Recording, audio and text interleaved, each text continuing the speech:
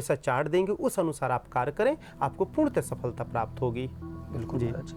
महाराज जी, प्रश्न तो अनगिनत हैं, बहुत सारे प्रश्न हैं महाराज जी। धीरे धीरे करके आपसे हम जानेंगे। महाराज जी, भोजन का क्या प्रभाव पड़ता है जीवन पर, किस तरह का भोजन होना चाहिए?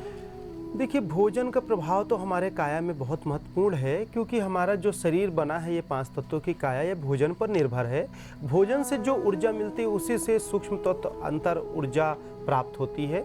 इसलिए हमें भोजन हमेशा सात्विकता की ओर चलना चाहिए। जैसे माताएं जो रसोई में भोजन बनाती हैं तो हमेशा गायत्री मंत्र, महामृत्युंजय मंत्र या ओम का मंत्र या मन में सकारात्मक ऊर्जा रख के बनाएं।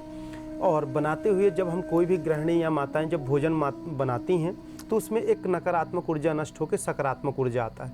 उस वक्त यदि कोई खुशबू घर पे आती है तो ये लगता है क्या खुशबू है, कितना सुंदर भोजन होगा। 2 रोटी की जगह 3 खाते हैं। परंतु होटल में कितना भी स्वादिष्ट भोजन हो, खाने के बाद हमारे अंदर तनाव ही आता है, बीमारी तो अलग आती।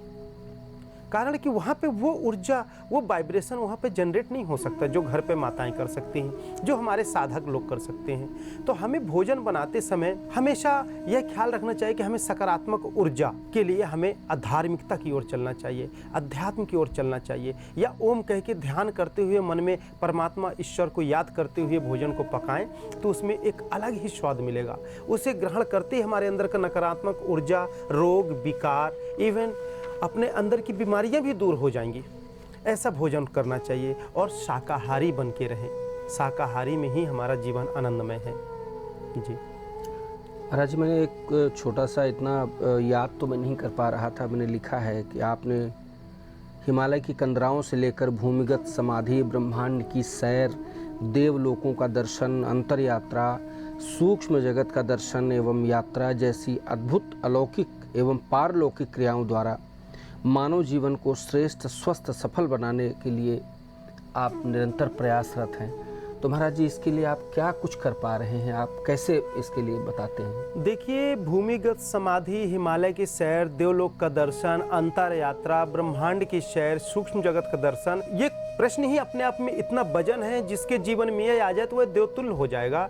और दर्शकों, मेरे अंदर इस बात की बहुत तड़फन है कि यह सब क्रियाएं मैं आप लोगों को कैसे पहुंचा दूं, कैसे आप लोगों तक दे दूं। मैं ये नहीं कहता कि इस खुशबू को मैं बस लूं। मैं चाहता हूं कि हे परमात्मा, यदि मुझे आपने गॉड गिफ्टेड में आपने यह शक्ति मुझे प्रदान की तो निश्चित ही चराचर, जो जैसा कि कहते हैं कि सब ईश्वर की संतान है, तो यदि मेरे पास यह प्राप्त है तो आप लोगों तक भी पहुंच सकती है। और ये बताएं, यदि हम इस मानव तन में सूक्ष्म जगत का पूरा दर्शन कर लें तो इससे बड़ा आनंद और सफलता क्या हो सकता है। यदि हम हिमालय की सैर घर बैठे 4 दीवार के अंदर हम हिमालय की सैर की अनुभूति कर ले तो इससे बड़ी जीवन की सफलता और आनंद क्या हो सकता है। जीवन में किसी भी चीज की सफलता के पीछे एक आनंद राज ही है। हम बहुत बड़ी बिल्डिंग बना ले, सोचते हैं टावर बिल्डिंग बना ले, हमारा उद्देश्य है कि टावर बिल्डिंग बन जाए। कई वर्षों में हमने टावर बिल्डिंग बनाई, अब उसके बाद हमें क्या प्राप्त हुआ? कुछ पल के लिए आनंद प्राप्त हुआ। आनंद अपने आप में एक ऐसा शब्द है जिसको आनंद से ही कहा जा सकता है, एक मुस्कुराहट और एक तृप्ति से कह सकते हैं। परंतु उसके बाद फिर उससे बड़े टावर बिल्डिंग के विचार आएंगे और उसकी ओर चल देंगे। ऐसे करते करते हमारा जीवन नाश्वर मृत्यु की ओर धारण कर लेते हैं और मृत्यु हो जाती है, सब रखा रह जाता है, ये काया विलीन हो जाता है, मिट्टी में विलीन हो जाती है। फिर भी हम हैं। इस वास्तविक मूल को जानने की, जो जीवन की सारी क्रियाएं हैं, जो कई लाखों वर्ष से सनातन धर्म की नहीं, मानव जीवन की सूक्ष्म जगत का दर्शन। जैसे हम कहते हैं कि आसमान है, आसमान में देवलोक है, रामलोक है, आदि आदि लोक हैं, ब्रह्मलोक है, स्वर्ग है, नरक है।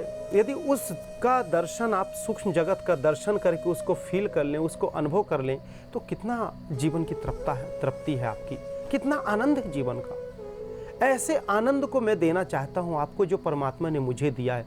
हिमालय की सैर, कोई अब जो वृद्ध हैं घर पे बैठे हैं या जो ऑफिस में बिजी हैं, जो माताएं के छोटे छोटे बच्चे हैं, बालक हैं, जिनको छोड़ के नहीं जा सकते, घर बैठे मैं हिमालय की ऊर्जा और हिमालय की अनुभूति का आनंद आप लोग अपने घर पे पालें तो इससे बड़ी तृप्ति क्या होगी।